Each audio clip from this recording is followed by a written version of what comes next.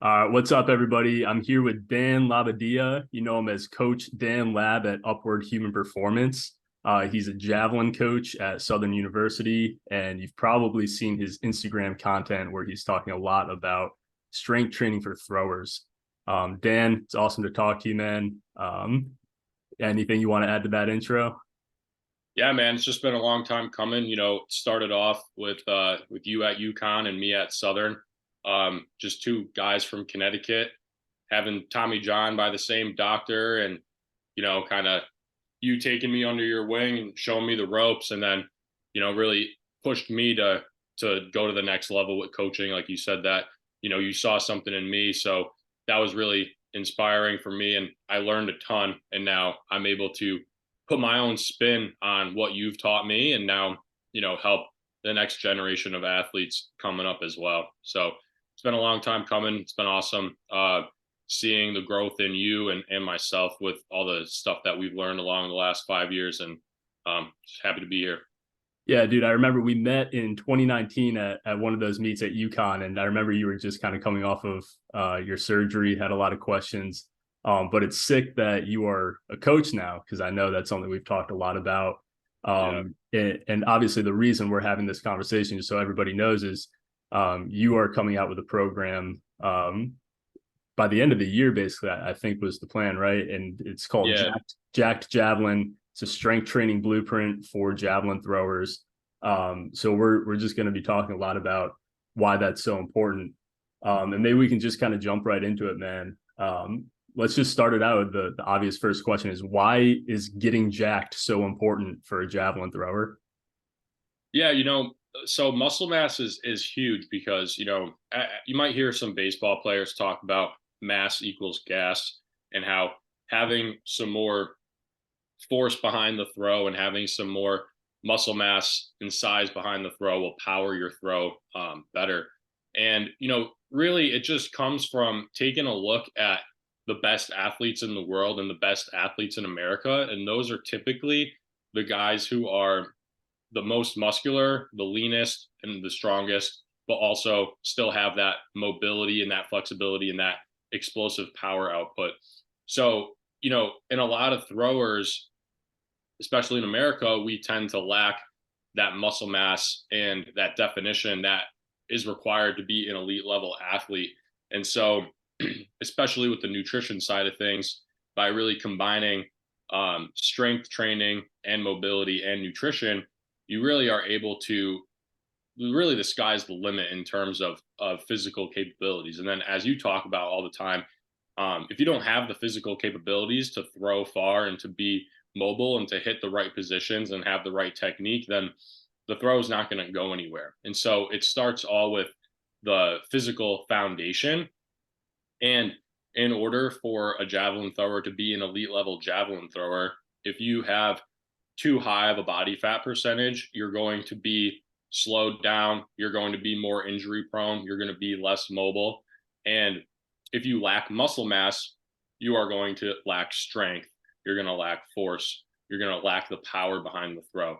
So by combining the muscle mass with the lean physique that we desire, like people like Johannes Vetter and Kishorn Wolka and Thomas Roller and Andreas Hoffman, like these are all guys that are world-class throwers, and they look like they could step on stage in a bodybuilding show, and it's like they are super capable because of their physical capabilities. And the technique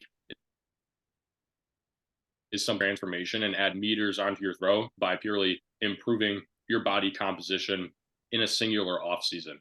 And once you do that, it's a lot easier to maintain that once you establish that base than it is to like, you don't have to have that muscle building strength gaining phase every single year. For some people, this might be 1 year, they just hammer it and get really, really big and strong. Like if you've ever seen Nevin's transformation on my page, that was made in 1 year, and that led to an 8-meter transformation. Now, since then, he's had a great improvement in muscle mass and physique. And now, since then, the last 3 years, we've really just had to focus on his technique and his throw. And because he doesn't really need to get that much bigger and that much stronger. Obviously, we're doing a level to maintain, but it's uh it's one of those things where putting in the time now will last you a very, very long time. Yeah, dude, I love that you mentioned like throwers from other countries, right? Because it's one of those things that it's so easy to overlook and kind of take for granted that, right? The obvious example is Johannes Vetter, right? He's absolutely jacked. But even when you look at Thomas Roller, like people will point him out as how strength doesn't really matter. He talks about that, but he's still 195 pounds. He can deadlift like 450 pounds or could at some point. And it's Yeah. like you have to put in that initial foundation, right? Yeah, And exactly. and I love how you're actually like coming out and saying that straight up, kind of like calling some people out. It's pretty common in javelin to almost have a fear of strength training. There's that common belief that you're going to get too tight or you're going to get too bulky. Maybe it'll slow you down, or just like the half baked idea of like, well, javelin's about technique, but then like you're saying, why not have it all? Like, what's holding Absolutely. you back from really training everything? So right when you talk about being jacked, you brought up a few different ideas talking about having muscle mass, having the lean physique. Is there anything else you would kind of add to that definition? Yeah, I mean, I would talk about because the thing is too, right? What if you get into the strength and conditioning and weightlifting world, you'll see some people like power lifters might or Olympic lifters might actually have a sloppy looking physique, but they're really strong because they have really good technique in their lifts, right? And then you have on the opposite end, you have bodybuilders that they look jacked, they look big, but because they're used to lifting in a very high rep range all the time and just working on contractions and very strict lifting technique, they're not actually as strong as you think they would be. Okay. So that's why, to be a jacked javelin thrower, I put myself and Jordan and Nevin, right? Because we've been training this style for 4 years now. You put ourselves in that category where, like, if you gave us 3 months, we could PR in the javelin, we could step on stage in a bodybuilding show, and we could go and compete in a powerlifting competition. And so it's by being able to embody all those physical attributes and really put them into practice in a sense of like, you are lean like a bodybuilder, but you are athletic like a decathlete, but you are strong like an Olympic lifter or a power lifter. So it's by obtaining all of those things, and that's why like the best javelin throwers out there really could be decathletes, or you see a lot of people like Jordan or a lot of the guys even from Pitt State that we competed against. They all played football too, and they also threw javelin. So to be a javelin thrower, you have to be an athlete and you have to be well rounded. Yeah, and dude, like maybe we can back it up 1 second too, because you mentioned Nevin's transformation, how he added 8 meters to his PR in 12 months of really just focusing on that physical transformation. Not even But 12 months, really. It was yeah, from not even. September to May. So like, what's that? 9 months? Yeah, if that. Yeah. And then Jordan's transformation too, because he has a cool story of how you helped him rehab his knee injury, and part of that rehab process was this jacked javelin philosophy. So maybe you could elaborate a little bit more on Nevin's transformation, and then talk a little bit about Jordan's transformation. Yeah. So Nevin came in working with me in the fall of 2020, and he really never worked out before because me and Jordan came from football backgrounds. So with that being said, like Nevin swam and played water polo and threw javelin. So all those sports, especially in a high school setting, did not have any emphasis on the weight room. And his friend group that he was a part of in high school was nothing like Jordan and I. So we so he came in and he started training with us, and it was just like complete newbie gains, and you could see that like right away you could just see that he had really good genetics, and but they weren't he had a lot of untapped potential because of his mindset wasn't there yet because he wasn't used to training like a real athlete, and he never committed enough time to it. So when he went from basically doing nothing to then working out with me and Jordan 5 times a week, it just like his progress accelerated even to the point now where his bench is the same as mine now and his squat is more than mine now, you know. So it's like, yeah, I have him in the deadlift and clean, but you know, he's right up there with me, and I'm the one that taught him that stuff, and he's accelerated even my progress. Maybe you could throw some numbers out there. What are some of the lifting metrics? Oh, so me and Nevin, our PR and bench is 340. His PR in deadlift, I think, is like around 450. His PR in the power clean is probably like 275. Um, and then his squat is like 485. Mine, my deadlift is like my deadlift is 555. My power clean was 330. Bench was 340. Squat was 465. You know, some of that stuff like the deadlift and the squat, it's like because I'm like 5, 6 inches taller than Nevin, so my deadlift is naturally going to be a little bit better. My squat's going to be a little bit worse. So stuff like that. And then power cleaning in that sense, I'm just a little bit more explosive and wiry than Nevin, and I've done it for longer because I started power cleaning when I was a freshman in high school. So there's a big technique in that sense. And so yeah, for him, you know, my senior year of college when I was coaching them, like we put a little bit of emphasis on the technique and stuff, but really I was still just figuring out technique at that point. So we were pretty much just like doing mostly a couple crossover drills and just trying to find the point, nothing really complex. But, you know, Nevin still PR'd by 8 meters because of his physical transformation and how much force he was just able to put in to the javelin compared to before. Um, and then in terms of Jordan, Jordan played football, so he never had the fall to really work on his strength base because he was in season. So his freshman year, when he came with me, he started training with me like the end of January. So we really only had like 2 months to get ready for the season. So during that time, we focused a little bit on technique, same thing, just finding the point, doing some crossover drills, but really just worked on um, his base, right? Because he came from that car accident and had a leg injury where his one leg was like really small compared to the other. And so, you know, he wasn't able to squat without a box and all that type of stuff. So we pretty much built his squat from the ground up, started with a lot of unilateral stuff, and really just got him confident squatting to a lower box and then eventually without it. And now he squats over 400 pounds and has PR'd by 11 meters since he's been with me. Which, you know, I had a little bit of imposter syndrome my first year coaching them because I was like, well, are my strength is all I'm good for just strength, right? Because I took a 47-meter javelin thrower to a 55-meter javelin thrower in terms of Nevin and just getting him stronger and more physically capable. And Jordan that first year only improved from 63 to 65.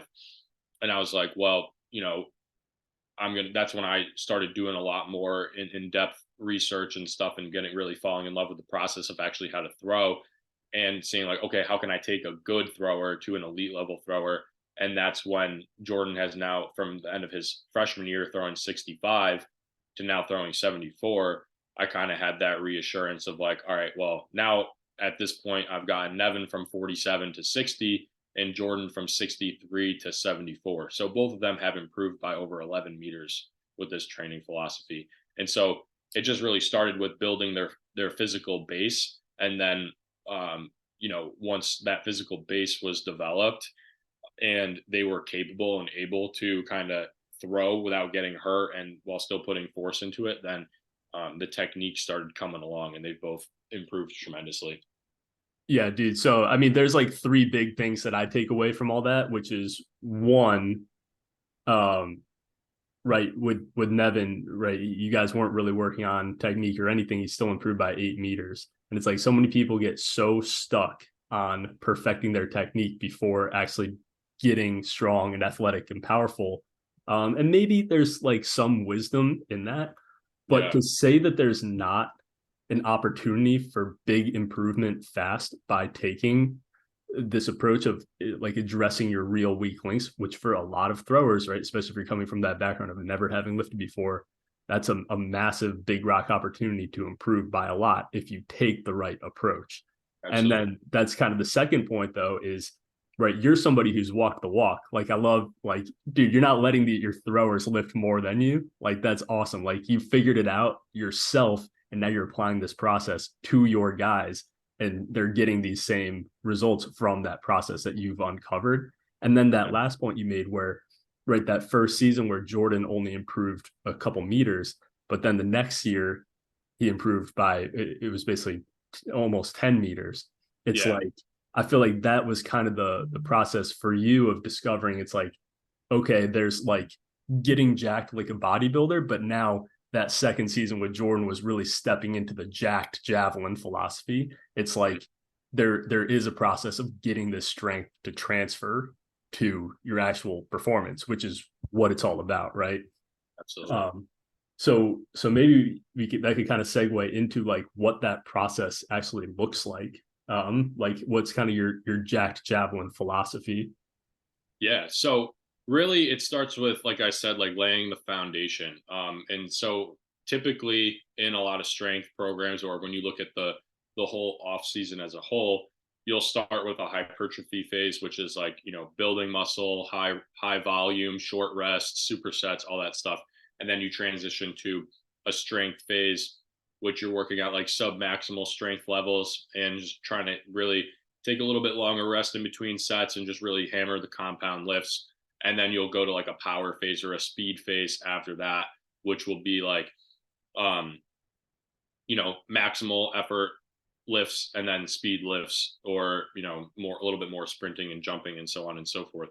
And so the way I've kind of embodied that into Jack Javelin is so that you're not really taking any of that stuff out, even when you're in a hypertrophy phase or even when you're in a strength phase. And so the program is structured that every day there's about 6 to 7 mobility exercises. And then, and that's after the general warm up, which on upper body days, it'll be bear crawls, lower body days will be pogo, barefoot hops. And then you go into the mobility portion. Okay. The upper body days we're working on our shoulder mobility and our upper back mobility. The lower body days we're working on our hip and spine mobility. And then it transfers into the potentiation aspect, which is to wake up your central nervous system and kind of work on some of that explosive power. So then we're transitioning into upper body days. We're doing medicine ball throws. Lower body days, we're doing um, weighted dumbbell vert jumps, weighted trap bar jumps, overcoming isometrics, all that type of stuff. And then we're doing a jump without the restraint. Okay. We're doing a regular box jump or a regular max effort vert jump or a triple broad jump. And then once that's all done, you go into your lift. Okay. And then that's when the hypertrophy phase will start. And then month 2, it'll be a strength phase. And then month 3, it'll be the power phase. And so by applying the barefoot aspect and the bear crawls and the mobility and the running and jumping and med ball throws, that's where the athletic base comes into play. And then once you do that and you can move well, then go lift weight and be a bro, and it's like, that's where Mike Stein talks about it, how it's like he earned the right to now be a gym bro because he's laid his mobility foundation and his technical foundation and stuff. And so that's where it's like, if you do the work necessary to be an athlete and to be mobile and to be explosive, then if you go lift, it's only going to help you. But it's when you're neglecting those other areas and you're bench pressing and you're doing a bunch of volume in the weight room all the time and you're not being smart about the right timing of it, then it's restricting your movement capacity. Then it's starting to restrict your performance. But if you structure it in a way like Jack Javelin is structured, then you're going to improve your workouts. You're going to improve your physical capabilities, because that's how you're gonna get better as time goes on, because you're constantly working on the mobility and the explosiveness. And the program is structured so that the mobility each month gets more difficult, right? Like, so month 1, we're starting with scap circle. Month 1, we're starting with scap pull-ups. And then month 2 is scap circles. And then month 3 is skin the cat. And then stuff like with the med ball throws, it's like month 1, we're starting with like a kneeling med ball shot put. And then we go to standing, and then we go to 3-step. So it's, the program is progressively getting more difficult in terms of not only lifting, but strength, not only lifting, but explosive power and jumping power and mobility as well. Yeah, dude, I love the way that you kind of layer in like the science of it all with, you know, the common sense, right, javelin philosophy along with the bro science. It's all kind of lumped into this really simple plan. And I love that you bring up like the bro science stuff because it looks like you guys have so much fun with your lifts. Like, Oh, it's crazy yeah, how much dude. fun And we it's have. like I feel like you've found this sweet spot between like, right, you have the philosophy of, right, the sports science behind it, but you're not a dweeb about it. And like you guys are like pushing heavy weight on the bench. You guys are like crushing these lifts. And I love like the weighted ball with the radar gun stuff. It's like that's like transferring the same philosophy into the technical training. Maybe you can just kind of talk about that a little bit, like Yeah. a day in the life of Jack Javelin. Yeah. So, it's funny too, because like I was somebody who I was on complete opposite ends of the spectrum at 2 points. Before I met you, right, I was like all bodybuilding and powerlifting, no mobility, no technique, just football mindset, like get to work. And then when I met you and I started doing your philosophy of training, I like cut out lifting entirely for 2 months at one point and just did mobility and like barefoot jogging. And then, I started doing the red light and like the blue light glasses and taking magnesium and the beef. And so like I became like that optimizer and that like that, really like loving all that like, sciencey stuff, right? And that wasn't good either though for me, and it was like where I started being a complete meathead led to me being injured and frustrated and uptight and not being relaxed when I throw, and it hurt my technique. And then, I started getting hurt all over the place. But then, the complete optimizer being like afraid of, because I was afraid of bench pressing at one point. I was afraid of bicep curling at one point. And I was like, I love doing that stuff, but if I want to be a javelin thrower, I can't do that. And so that's why that's such a big part of my story, is because it's like, no, you can do that. You just have to follow this and you have to prioritize this. And like, so that's why I am how I am now, is because I've experienced both ends of the spectrum.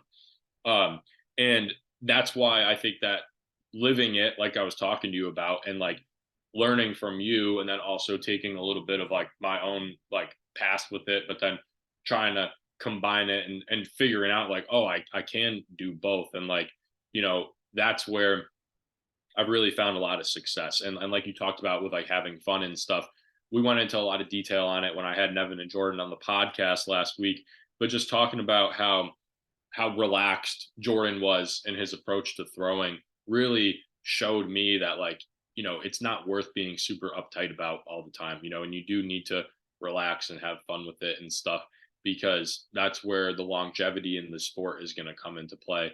Um, and that showed to me too that it's like, you know, if Jordan can have that approach and still get to work and make improvements and improve by a lot and compete at an elite level, that's where my coaching and training philosophy started to shift as well too. Um, but but yeah, it's like, we do what we got to do, and then the rest of the time we just have to have fun with it. And Austin Yoakum said it too in his post that went viral about how, the guy was doing the line hops and stuff, and then people were talking in the comments about bench press and all this type of stuff. And he's like, well, whether you like it or not, bench press culturally in America has a very high weight to it. So your athletes are going to go and max their bench press, whether they do it with you or not in your session without you. So you might as well teach them like the proper mobility, the proper technique, the smart environment to have it in, and be there and guide them along with it. And that's kind of like where I'm at too with it. It's like I always say, bench press is the best exercise for throwing, because it accelerates your pecs, which accelerate the throw. But that doesn't mean anything if your chest is super tight and your UCL is blown up, and your shoulder can't rotate. So it's like you got to be relaxed. You got to hammer the mobility. You got to prioritize those things, and then once you do that and you establish that elite level of of movement capacity, then you can handle lifting and you'll be fine and it will help you. Yeah, dude. So bench press, that's a great topic of discussion right there because you said Jordan benches what on the bench press? I mean, dude, it's hard to tell because right now we're in a pretty heavy throwing phase. So he's benching on like the last day of the week, and then um, so it's like hard to tell because by that point it's not really like a maximal effort lift, but he's hitting like 365 for Yeah. three or something like Yeah, that. that's insane because you see Jordan and he's like the most flexible he has the most flexible shoulder you've ever seen, but he can still bench 365. You think Yeah, that's not adding power to the throw? yeah, And right, I mean you were kind of talking about this with some of like the European throwers like Thorkelson benched 400, right? Vetter benches how much? I don't know. It's hard to tell. His coach is spotting the shit out Yeah. of him. The bicep curl, the Boris bicep curl. Yeah, I don't know. I'll give him like 405, I guess. Yeah. But it's like, how come you don't see more throwers in America with bench presses like that? Yeah, I mean, I think it comes from the baseball background, to be honest with you. I think that, like a huge part of what I'm trying to do with Javelin is essentially try to make javelin cool, okay? And make javelin training like really popular and fun for everybody in America because I think there's a lot of benefit from it and I think that a lot of people just don't know about it. And I think that the J band routine with baseball and like you have to SSB split squat instead of back squatting, and you have to do dumbbell bench instead of regular bench, but you can't exert a certain amount. I think it's all baloney. And, I think that a lot of pitchers would be better if they slapped some weight on the barbell and just went ham with it. So I just think that that's kind of where that stems from in America. I think that like a lot of people like such as myself and such as Jordan and probably yeah, I know yourself too, Mike Stein, Scott, like all of us came from a baseball background at some point. And that's why that is like that in America, I believe, because we're taught that like overhead throwers, you can't have a big bench press because it hurts your shoulders with forward shoulder impingement and it makes your chest tight. So your arm's not going to be able to get into a certain amount of external rotation and layback. And it's just like, you know, if you have the movement capacity because you train mobility really well, which you should as a javelin thrower, then yeah, your bench being 225 versus 315, like the 315 is going to make the javelin go a lot further. And I realized that too once I saw how Jordan's leg was obliterated his freshman year and like how his legs were completely like two different sizes and they were both really small and he could not squat, but I was really good at power cleaning and squatting and so on. He had a better bench press than me and that's it. Pretty much everything else I beat him in, and like you could just see how I struggled to get my arm into external rotation at that point in my career, and his layback was crazy. And I was like, you just see the posture that he's in and how his chest is just squared when his hips are forward and his arm is just all the way back. And it's like that chest is accelerating the throw. So it's like, yeah, the bench doesn't mean anything if you can't have external rotation and layback, but if you can, then ramp up the bench and help accelerate your throw better than it was before. Yeah, no, dude. And with what you're talking about with the baseball kind of right dweeby baseball science coach background, like wherever that came from, I totally agree with you that that's where it came because I was afraid of bench press for the longest time because I started having shoulder impingement and all Mhm. those coaches had me convinced that bench press was the problem, but bench press in itself wasn't the problem. The problem was that I couldn't move my shoulder. My shoulder joint had no space in it because my spine was locked up, my hips were locked up, my shoulder blades couldn't move properly. So all these other issues were causing the pain. And bench press was just like the most prevalent place that it showed up. So I cut out bench press, and right now I've got my body to a healthier place, and I can bench press pain free. And it's just like, I wish I had a program like Jack's Javelin going back 5, 6, 7 years where somebody could have knocked some sense into me, and just told me to think critically about this, because it is such common sense when you actually right think about the fact that it's like, yeah, the chest is the main accelerator of the throw, right? No matter how you want to try to like use mental gymnastics to get around that fact, it's like you see it across the board with good throwers. And yes, there are exceptions, I'm sure, of throwers who don't have big bench presses, but it's such low hanging fruit, right? It's like such an easy piece of the puzzle to add in and improve. So I just think that that's such an important point that you're making there. Um, and with what you're saying with like baseball pitchers, right? If they could get their bench press higher, they'd be throwing cheddar. But I mean, I think maybe even just that the whole perspective of right, if more baseball players just got bigger, stronger, leaner, right, looked more athletic, looked the part. Right. I feel like there's something there too, right? I think you see that a lot with like a lot of the Division 2 and Division 3 throwers or pitchers too. Like I'm not in the baseball space like all the time. Like I definitely see it to a certain extent every day, but um when I was younger, I thought that like 80 miles an hour was like pretty fast, like 80 to 85.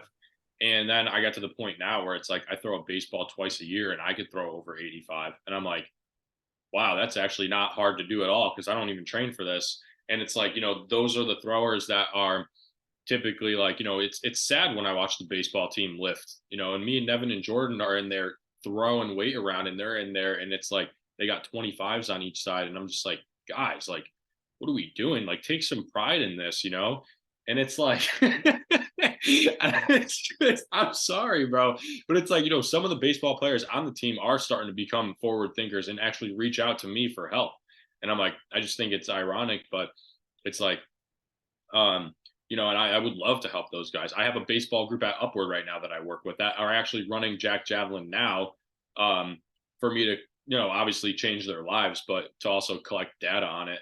But and to see how it is from a time management perspective because it's a really long program.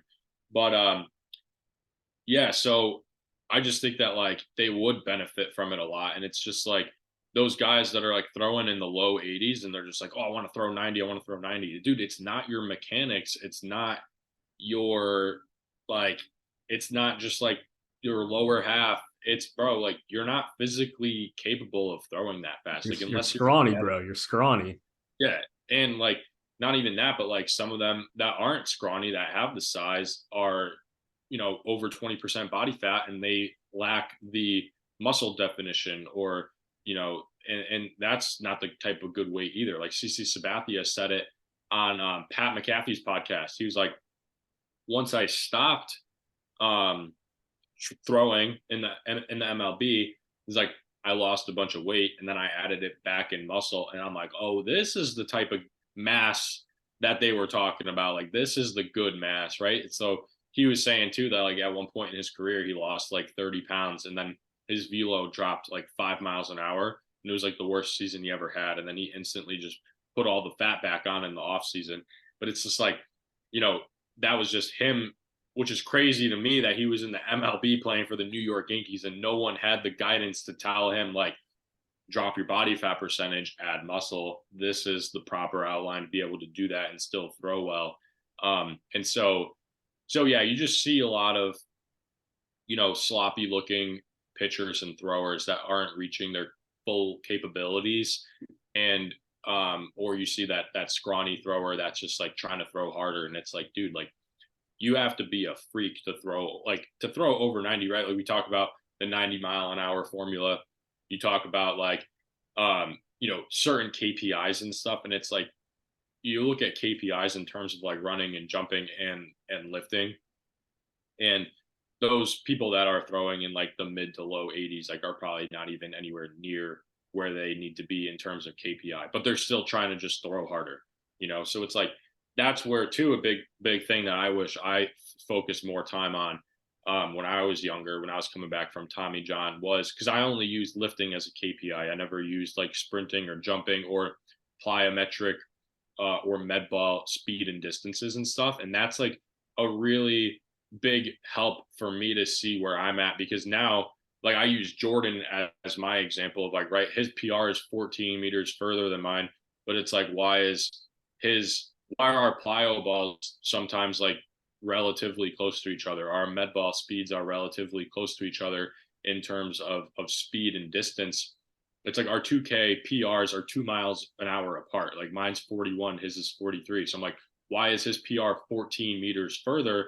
Then it's like, you watch the full approach. Like, my technique sucks, but it's like, at least I know that that's the reason why I'm bad. It's not because of my physical capabilities. Do you know what I mean? So that's my personal focus now. But it's like, by using those KPIs and tracking a lot of those metrics, like Bill Miller talks about all the time, that's like really a really good way for people to see, like, are you even capable of throwing 70 meters? Because I know I am, but my technique is bad. So it's like, that's where I have to put my focus next. But at least I know, like, I have the mobility, I have the physical capabilities now, I have the throwing power now, like, I have all that. It's just the technique is the lacking aspect. But it's like, if your technique looks really, really good and the javelin's not going anywhere, or the baseball is still going 82, it's like, now it's time to look at your physical capabilities. Yeah, I think that's awesome point, right? Just kind of filling in all the gaps, but you need to have right the kind of data points in order to kind of measure up to. You mentioned a point a little while ago. You're kind of making fun of the baseball players bench pressing like 95 pounds. And you said have some pride, and I think that is such an underrated right. It's kind of like a hidden point, but mentality towards getting stronger is an X factor. And I'm wondering if you have any maybe just like mental tips for throwers who are trying to put on strength, right? Because you can't just go through the motions. You need to have intention behind your process. You need to kind of have that where I'm showing up to get better mentality. So I'm wondering if you have any tips for guys who are trying to go through that process, but maybe don't even know where to start. Yeah. So, I mean, I would say, first of all, I think that there's a level of like intimidation factor and confidence that comes with being jacked and being ripped. And I think that's, I forgot who it was. It was Michael Jordan's coach said that, like, they would train bicep curls just because, like, when you took the warm up jacket off and you were wearing a tank top, big biceps, intimidation factor, like, it's gonna be a battle tonight. And it's like, I think that, because I know personally for me, when I had my transformation of like going from 23% body fat at 235, having Tommy John, losing 30 pounds, and then building my way back up to 225 at 12% body fat, I felt like invincible after that. You know what I mean? And that's where that goal is what I looked at people like Vetter, and I was like, I want to achieve that one day. And the amount of like confidence that I had, way more than before, and the amount of like energy I just brought to the table, because I showed up in the weight room and I'm looking around the weight room and I'm like, I'm that dude now. And it's like, I'm throwing around the weight, but like, I might not be as strong as a shot putter, but I'm sure as hell way faster than you, and could jump way better and like way more mobile, but I'm still able to like hang within like 20 to 30 pounds with that shot putter. So it's like being that like super well rounded and having that pride in the sense of like, showing up every day with a goal in mind. And I think that, like, having that, I think it's an underrated aspect of competing, is like, how you carry yourself, like that swag about you. And I think a lot of that comes from being lean and being muscular. It's like you feel like a different dude walking in there every day when you achieve that. And it's like, that's the cool thing about lifting too, is that you'll be able to see those wins throughout the entire off season. Because I think that it's hard for a lot of javelin throwers. Like, we might throw 5 times in a year. If you're only competing in the collegiate season, you'll probably compete every other week during the season, which will be like 3 or 4 times for some people. And then you got your conference meet, your sectional meet, and then nationals. And then it's like, and then if you don't compete over the summer, you're done. So javelin throwers in America, we have a very long off season, and by using those KPIs in the weight room and seeing your body transform over the course of the off season, it keeps you bought in and it keeps you working towards that goal during the off season. And I think that that's a big problem that I had during my 3-year break from throwing. You know, when I had Tommy John one year and then COVID the next year and then had to wait till the following year to compete. You know, somewhere along that area, I got really good at training, but I kind of lost that competitiveness at some point, you know. And so that's why I think that it's super important to build KPIs and body fat percentage metrics and muscle mass metrics and stuff like that into your and weight room numbers and stuff into your off season plan to always have a goal that you're trying to achieve. So you don't just get like, you know, lost in the 9 to 10 month off season of just feeling like you're just training around the clock all the time. Yeah, no, that's awesome. That's I totally agree that that's super important. A lot of guys will also maybe hyper focus on like one small aspect of strength, but don't have that wide set of KPIs. And I love what you're saying. Basically, just leave no stone unturned. Mm.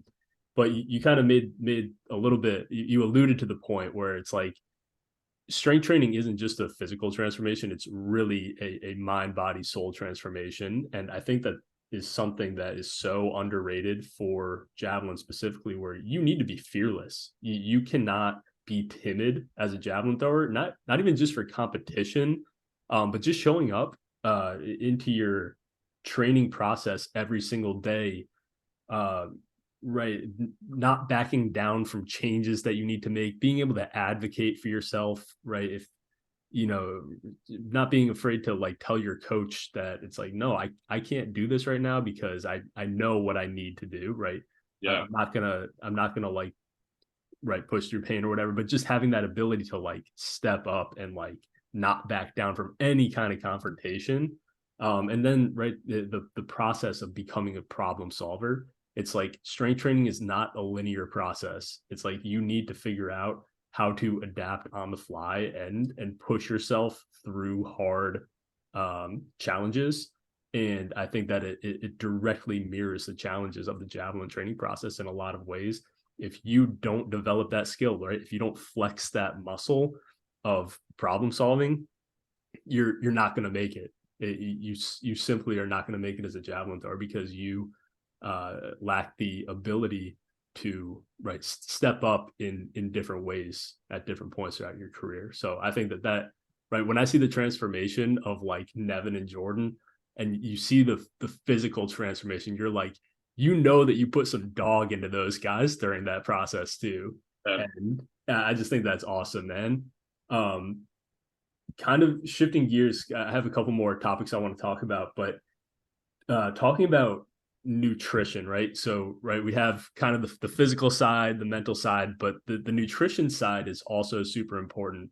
You kind of talked about this a little bit at the very beginning, but talk about how nutrition kind of fits into this entire process. Yeah. So obviously, you know, if you're working really, really hard in the weight room, but you're not recovering properly, you're going to start to have diminishing returns. So by making sure that you're eating adequate protein is obviously going to be super helpful um, for you to build the proper muscle mass, you know, and it's important to obviously in terms of like carbohydrate consumption, we want to make sure that we're having those like pre-workout and post-workout carbs to fuel our workouts and stuff like that so that we're able to put forth our best effort going into the lifting session, because without those then you're not going to get the proper you're not going to have the right energy going into it. But it just really depends, right? And I think that like it depends on the individual, because I'm very big on like, you know, for someone who's like on the skinnier side who wants to gain weight, like I'm all for like the dirty calories, like the Mike Stein Haagen Dazs and like stuff like that. But then, you know, some people come to me and they're, you know, whether they're a javelin thrower or a baseball player and they're looking to do like a body recomposition, it's like um if you're not already like below that 15% body fat mark, then like those dirty calories, like you have to earn those.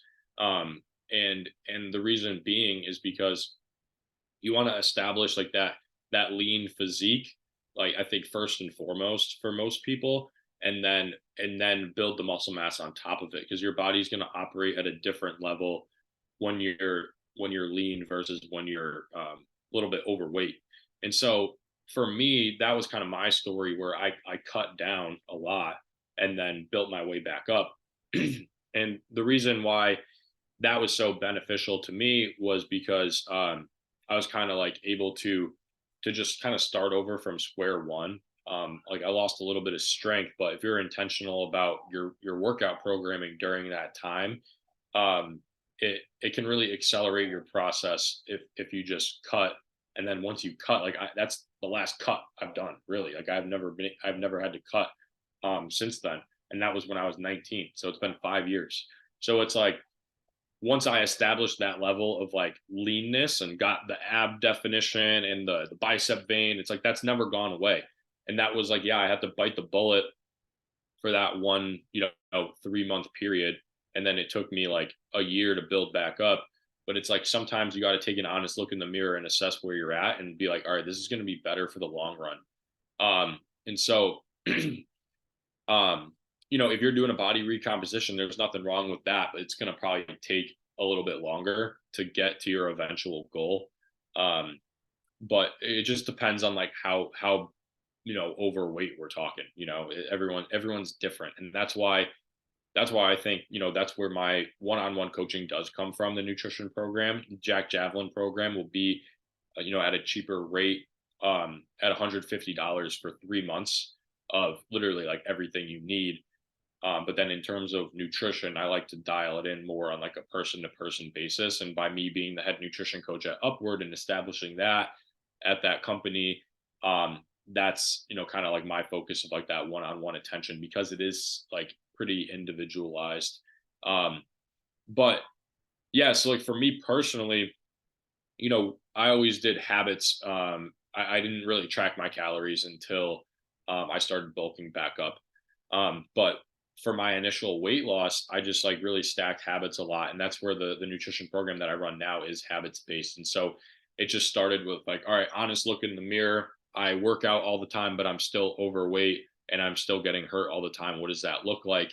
And I just took a look at my diet, and I was just eating a lot of carbohydrates. I was drinking juice a lot. I was drinking like orange juice for breakfast, juice boxes for lunch. I was like 16 at the time. So, um, 16, 17 at the time. So I was drinking a juice box at lunch, and then, like cranberry juice for dinner. So first thing I did was like, all right, I cut out the, the liquid calories essentially. And then after I did that for like a month, I was like, all right, what's next? Then I cut out, chips and pretzels. Okay. And because I was having like 2 bags of chips at lunch. I was like, all right, well, that's an easy one to cut out. And then once I did that for like 2 months or a month, I was like, all right, well, now let's increase the protein. And then increase the protein there. And then started building more muscle. And then it was like, all right, well, let's look at where else we can clean up. All right, I'm taking gluten out of my diet or whatever. So like I would only eat like whole food carbs that typically work better for performance and stuff like that. So I typically, I got pretty like, serious with it. And then as those habits continued to develop, then after doing that for like a year and a half, when I took it to the next level, I was like, all right, well, now I'm going to track my calories. And I did that for a year and a half. And then that's when I got really, really like dialed in, and was like, found the most success for myself. But yeah, so it's like, if you're carrying that extra body fat, you're going to be slowed down and you're not going to be as explosive. But then if you're, too skinny and you don't have that muscle mass, you're not going to be as powerful as you could be. So it really just comes down to like looking at your overall calorie consumption. And, if you're one of those skinnier guys, increase the calories a lot. Um, if you're one of those guys who needs to lean out a little bit, kind of start to time those carbs around your workout windows, like pre and post workout, to really fuel your workout. And then other than that, you really shouldn't be eating an insane amount of those excess calories after the training session is over, until you hit that goal that you want to hit. Yeah, I think that's all awesome. That's right. Like it's a super calculated approach, but it's also pretty simple. Yeah, Right. I mean, simple but not easy, right? You know? yeah, yeah, simple, not easy. And like you are a nutrition coach, so like this is all second nature to you. But I think following these basic rules that you're saying, right? Like the habits-based approach makes so much sense, right? It's not about like you don't necessarily have to count calories right off the bat if you're trying to lose weight. It's like you can see those easy opportunities. Cut out the juice boxes, cut out the chips for lunch, Yeah, and it's a good start to your process. But if you want to go deeper, that's obviously where seeking out a nutrition coach is probably ideal if you have those big goals. And yeah, then, right, the synergy between the lifts and the nutrition, where it's like, yeah, the gains from the lifts come from the recovery process. And right, you kind of use the word like you have to like earn the calories to a certain extent. Right, you don't want to just bulk if you're not on the Jacked Javelin program. You don't just want to be eating 10,000 calories without the training to back it up, because that's where you get to that point where you start adding a lot of body fat percentage. So, I mean, dude, like it all makes sense, right? I hope the people that are listening and watch this can kind of like see that path forward. Um, do you have any like maybe like specific principles that you recommend? Like let's just say you're a collegiate javelin thrower. Do you have any like basic rules of thumb for nutrition? Like you kind of mentioned like protein. Do you have like a target that you aim for or anything yeah. like I always go for like I try to go for body weight and protein each day. So I'm 230 right now. So I'll be trying to eat 230 grams of protein a day. For someone that doesn't track, I would say, having like if you if you're able to have like 6 eggs for breakfast and kind of hit that like 35 to 50 gram of protein at each meal is like usually adequate for enough athletes if you're eating like 4 to 5 times a day. Um, and like if you're looking at like steak and ground beef and stuff, or chicken, like 2 to 3 chicken breasts or thighs be pretty solid. Definitely like enough at each meal. You're looking at like steak, same thing, roughly like a third of the plate be protein or something like that. That's where honestly for me, I have all my nutrition clients just send me photos of every single one of their meals.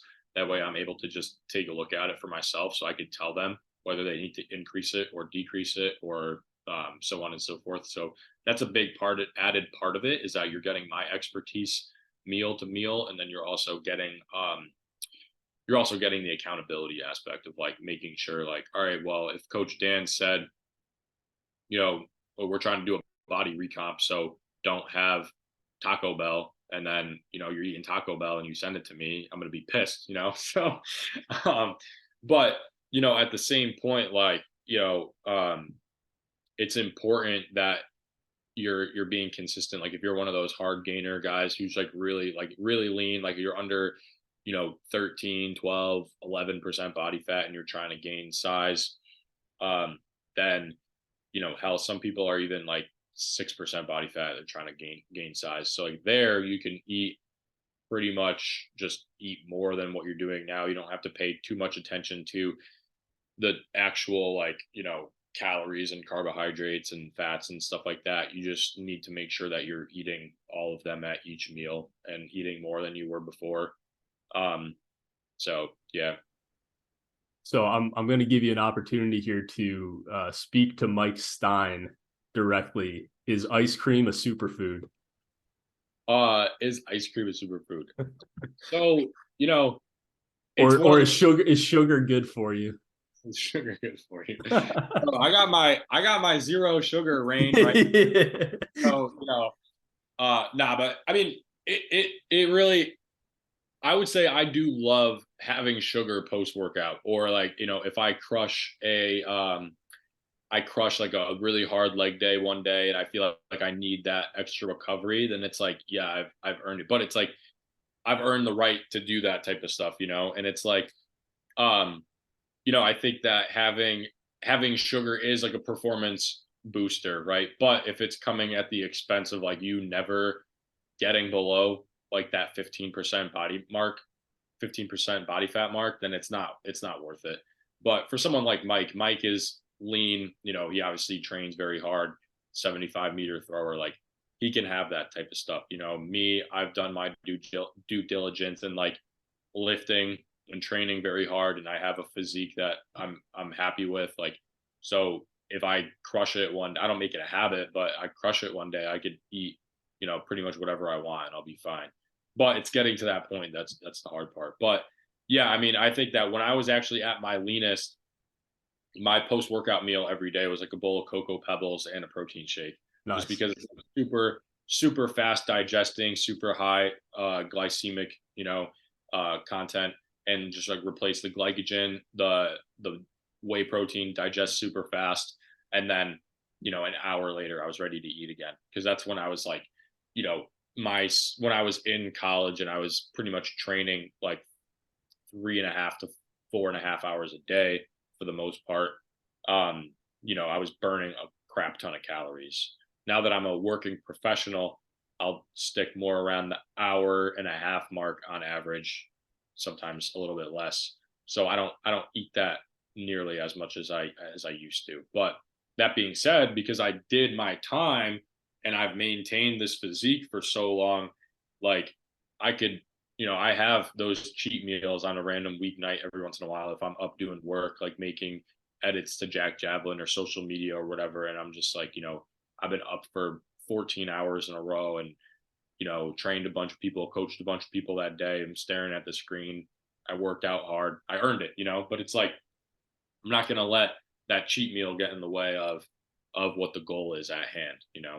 So I would say in short term, yes, sugar is a superfood because it aids in recovery and performance. Just don't be fat. Yeah. Yeah, well, no, dude, I think that's a great answer because I mean, dude, like Instagram and social media makes it so easy to get so confused about these nutrition and training principles. But it's like when you have the foundation of knowledge or you have a coach who has a foundation of knowledge, you can just follow a plan with discipline towards your goals. You're good. It doesn't have to be confusing. It's only confusing because you're trying to do it all yourself and you're searching for information from 85 different people, and it's like what a great answer. Way to back up Mike while also telling him to not get fat. It's good. No, but I just Good think it's answer. funny too, because like I think the funniest thing about social media is having personality on there, but then not really people not really knowing you. And so like, Mike is all about Red Bull and Haagen-Dazs, and I'm just gonna start tagging him every time I drink a rain or eat a pint of Ben and Jerry's. I'm just gonna start making it a thing. Like, no, this is better. Like, sorry, Yeah. sorry. Just like just even though it's not like just because it's the opposite of what he does, it's just fun. Yeah, just That's just why messing same, around. same thing with like bench press is the best exercise for javelin throwing. Like, yeah, it is, but it's like, you say that mostly just to get a rise out of people. Yeah, you're building the bench press cult. I love it. Yeah, need it. Yeah. But dude, I think that pretty much wraps up everything that I wanted to talk about. Is there anything else on your end, like any plugs you want to give, right? Obviously, you've got Javelin coming out, you've got your nutrition program. Any details on either of those you want to kind of give? Yeah, so Javelin, like I said, is going to be kind of like a mass thing that I'm trying to really get out there to a lot of people and have them run it, and to popularize how revolutionary javelin training could be for it's going to start obviously within the javelin community, and then hopefully it'll trickle over to the baseball community and then other sports even on top of that. And I'm just really excited to see what us as a javelin community could do to sports in America. And with that being said, nutrition is also a big passion of mine, and I run the nutrition program at Upward. And so I'm going to be having like a select group of throwers probably around the new year. A bunch of like, so basically I'm going to sample whatever group of people that is running Javelin religiously. I'm going to run a nutrition program with them as well. And so they could kind of get the full Dan Lab experience, of the mobility, the explosiveness, the muscle building, but then also the nutrition side on top of it um, to really take it to the next level.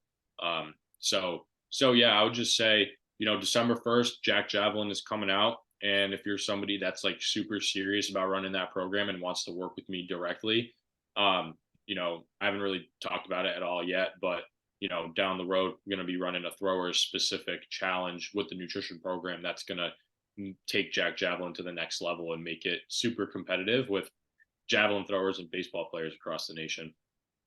That sounds pretty awesome, man. Where can people find you on Instagram? Do you do any other socials?